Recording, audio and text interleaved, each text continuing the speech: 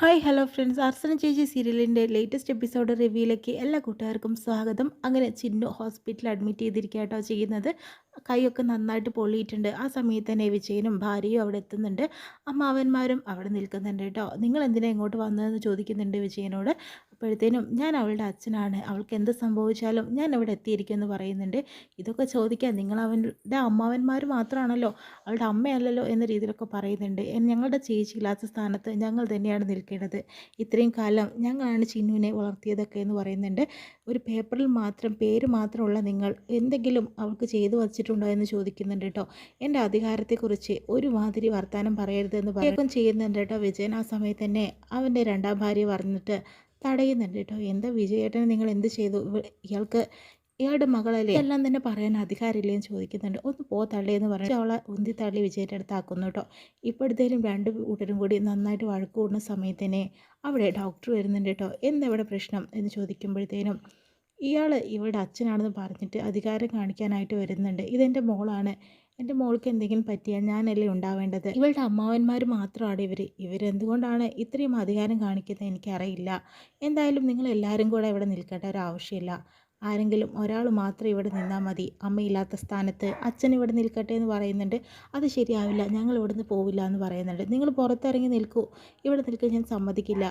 ചിന്നു കുറച്ച് സഡേഷനിലാണിപ്പോൾ, അവൾ ഉറങ്ങട്ടെ എന്ന രീതിയിലൊക്കെ ഡോക്ടർ പറയുന്നുണ്ട്. അതിനുശേഷം തന്നെ എല്ലാ അമ്മമാരും അങ്ങോട്ട് പുറത്തേക്ക് പോകുന്ന സമയത്ത് തന്നെ വിജയൻ ചോദിക്കുന്നുണ്ട്, വിജയനോട് പറയുന്നുണ്ട്, എൻ്റെ അമ്മ വന്നു ചോദിക്കുന്നുണ്ട്. അമ്മ വന്നിട്ടില്ല, എന്ത് പറ്റി മോളെ? ഞാൻ എൻ്റെ അമ്മയ്ക്ക് വേണ്ടി ഒരു വഴിപാട് ചെയ്തതാണെന്ന് പറയുന്നുണ്ട്. എൻ്റെ അമ്മയ്ക്ക് വേണ്ടി ഞാനല്ലേ ചെയ്യാനുള്ളൂ. ഇതെല്ലാം ചെയ്തു കഴിഞ്ഞപ്പോൾ അമ്മാവന്മാർ പറഞ്ഞു അമ്മ എത്രയും പെട്ടെന്ന് തിരിച്ചു വരും എന്നുള്ളത്. എന്തൊക്കെ വിട്ടിത്തരമാണ് അവർ പറഞ്ഞിരിക്കുന്നത് മോളോടെന്ന് പറയുന്നുണ്ട്. എന്തായാലും മോൾ വിഷമിക്കണ്ട, അമ്മ ഉടനെ എത്തുമെന്ന് പറഞ്ഞ് വിജയൻ മോളെ ആശ്വസിപ്പിക്കുന്നുണ്ട് കേട്ടോ. അതിനുശേഷം തന്നെ അമ്മമാർ പുറത്ത് നിൽക്കുന്നുണ്ട്. നമ്മളിവിടുന്ന് പോയിട്ടുണ്ടെങ്കിൽ ചിന്നുവിന് വിഷമാവും. ചിന്നുവിന് ഒരു മറുപടിയും പറയാൻ പറ്റാത്തൊരവസ്ഥയിലല്ലേ അവളിപ്പോൾ അവിടെ കിടക്കുന്നത്. എന്ത് ചെയ്യാനാ, നമുക്ക് ഇവിടുന്ന് പോവേണ്ട, ഇവിടെ തന്നെ നിൽക്കാം എന്ന് പറയുന്നുണ്ട്. ആ സമയത്ത് തന്നെയാണ് അനന്തൻ്റെ ഫോണിലേക്ക് അർച്ചന വിളിക്കുന്നുണ്ട് കേട്ടോ. അപ്പോഴത്തേനും ചേച്ചിയാണെന്ന് പറഞ്ഞ് സന്തോഷത്തോടു കൂടി ഫോൺ അറ്റൻഡ് ചെയ്യുന്നുണ്ട്. ചേച്ചി എവിടെയാണ്? എന്തൊക്കെയാണ് ഇന്നലെ രാത്രി എന്താ വരാഞ്ഞത്? എന്തെങ്കിലും പ്രശ്നമുണ്ടോ? ചേച്ചിയുടെ ഫോണിലേക്ക് വിളിച്ചാലും കിട്ടുന്നില്ല എന്ന് പറയുന്നുണ്ട്. എൻ്റെ ഫോണിൽ റേഞ്ച് ഉണ്ടായിരുന്നില്ല, മാത്രമല്ല ചാർജും തീർന്നു. കരിമലക്കുടിയിൽ നിന്ന് ഞാനൊരു സാക്ഷിയെ കാണാനായിട്ട് പോയതല്ലേ, പെട്ടെന്ന് തന്നെ അവിടുന്ന് വരാൻ പറ്റാത്തൊരവസ്ഥയായി. രാവിലെയാണ് ഇങ്ങോട്ട് വന്നത്, ഫോണിലെ ചാർജും തീർന്നു. അതുകൊണ്ടാണ് ഇപ്പം ഞാൻ റോഡിൽ നിൽക്കുവാണ്. എന്തായാലും വീട്ടിലേക്ക് എത്രയും പെട്ടെന്ന് തന്നെ എത്തുമെന്ന് പറഞ്ഞിട്ട് ഫോൺ കട്ട് ചെയ്യുന്നു. ചിന്നു എവിടെ? ചിന്നു ഞാൻ വിളിച്ചപ്പോൾ ഫോൺ അറ്റൻഡ് ചെയ്യുന്നില്ല. എന്നോട് പിണക്കമായിരിക്കല്ലേ അവൾക്കെന്ന് ചോദിക്കുന്നുണ്ട്. പക്ഷേ അനന്തന് ഇതിനൊന്നും മറുപടി പറയാൻ സാധിക്കുന്നില്ല കേട്ടോ. അതിനുശേഷം ഞാൻ ഉടനെ എത്താമെന്ന് പറയുന്നുണ്ട്. ആ സമയത്ത് തന്നെ അവർക്ക് സന്തോഷമാവുന്നുണ്ട്. പിന്നെ അനന്തൻ വിജയനും ഭാര്യയും കൂടി സംസാരിക്കുന്നുണ്ട്.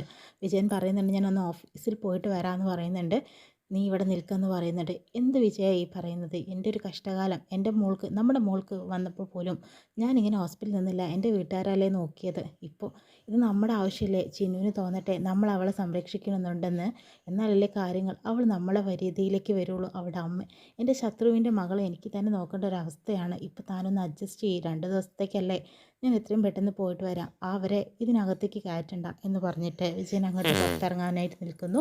ആ സമയത്ത് തന്നെ അമ്മാവന്മാർ ചിന്നുവിനോട് അമ്മ വരുന്നുണ്ട്, കാര്യം പറയാനായിട്ട് അങ്ങോട്ട് വരുന്നുണ്ട് കേട്ടോ.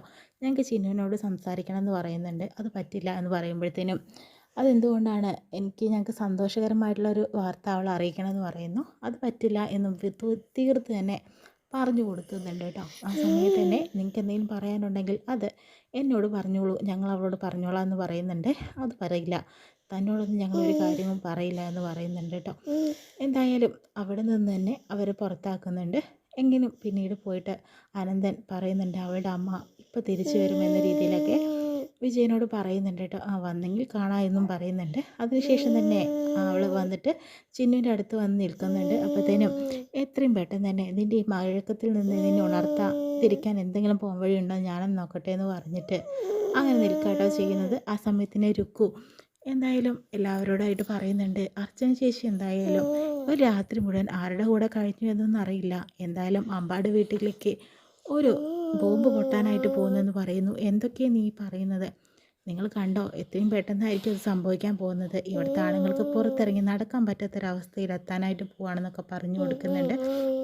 അർച്ചന ചേച്ചിയെക്കുറിച്ച് എന്തൊക്കെ വൃത്തികേടായി പറയുന്നതെന്നൊക്കെ ചോദിക്കുന്നുണ്ട്. വൃത്തികേടൊന്നുമല്ല, ഇത് സത്യമുള്ള കാര്യമാണെന്ന് പറയുന്നു. ആ സമയത്ത് തന്നെയാണ് കുഞ്ഞു മോൾ അവിടെ നിൽക്കുന്നുണ്ട് കേട്ടോ. അങ്ങനെ ആൻറ്റിയമ്മ വന്നേ എന്ന് പറഞ്ഞിട്ട് സന്തോഷപ്പെടുന്നുണ്ട്.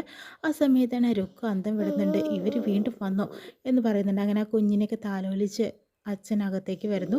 അങ്ങനെ അവർ ചോദിക്കുന്നുണ്ട്, ചേച്ചി എവിടേക്കാണ് പോയത് ഇന്നലെ എന്ന് ചോദിക്കുമ്പോൾ ഒരു മറുപടി ഇല്ലാതെ അകത്തേക്ക് പോകുന്നു. എന്നിട്ട് വാതിലടയ്ക്കുന്നു കേട്ടോ. അപ്പോഴത്തേനും എല്ലാവരും കൂടി സംസാരിക്കുകയാണ്. എന്ത് പ്രശ്നം എന്തുകൊണ്ട്, കാരണം ഇപ്പോൾ നമ്മൾ ചോദിച്ച ഒരു പാരായി നമ്മളോടൊരു ഉത്തരം പറയാൻ നിന്നിട്ടുണ്ടോ, അങ്ങനെ പോയില്ലേ എന്ന് പറയുന്നുണ്ട്. എന്തൊക്കെ പ്രശ്നങ്ങൾ സംഭവിച്ചിട്ടുണ്ടെന്ന് പറയുമ്പോൾ അച്ഛൻ ചേച്ചിക്ക് എന്തൊക്കെയും പ്രശ്നങ്ങളുണ്ടാവും. കാരണം എന്ന് വെച്ചിട്ടുണ്ടെങ്കിൽ മുഖമൊക്കെ വല്ലാണ്ടിരിക്കുന്നു. ചേച്ചി കുറച്ച് കഴിഞ്ഞ് പുറത്തിറങ്ങുമ്പോൾ ചോദിക്കാമെന്ന് പറഞ്ഞ് നിൽക്കുകയാണ്.